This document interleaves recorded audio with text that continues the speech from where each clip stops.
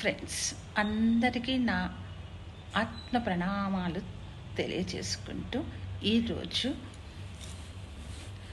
భగవద్గీతలోని 9వ అధ్యాయంలోని 22వ శ్లోకంలో శ్రీకృష్ణ పరమాత్ముల వారు అర్జునునికి చెప్పినటువంటి శ్లోకం గురించి తెలుసుకుందాం ఫ్రెండ్స్. అనన్యాశ్చింతయ మహా యోజనాం పత్యుపాసతే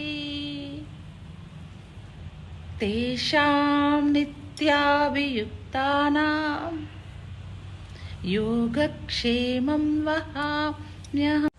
అనన్య భక్తులు కావాలే కానీ వారి యొక్క యోగక్షేమాలు బాగోగులు నేనే చూసుకుందును అని ఆయన ప్రతిజ్ఞ చేశారు.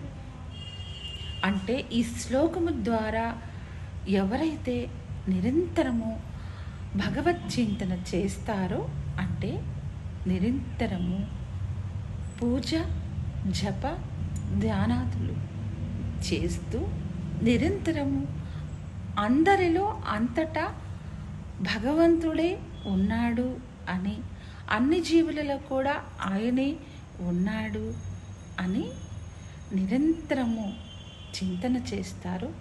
వారి యొక్క యోగక్షేమాలు నేనే చూసుకుందును అనగా ఆధ్యాత్మిక అవసరాలు, క్షేమము అనగా ప్రాపంచిక అవసరాలు నేనే చూసుకుందును అని ఆయన హామీ ఇచ్చారు.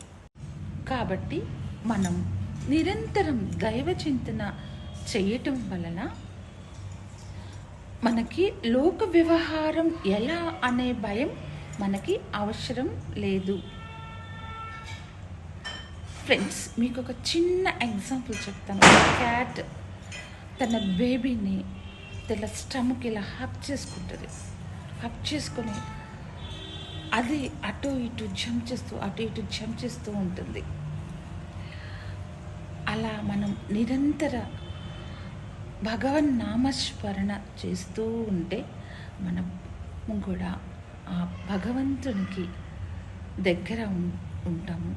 మన బాధల్ని అన్నిటినీ ఆయన తీసివేస్తారు. మనకి ఏ బాధ ఉండదు మనకి.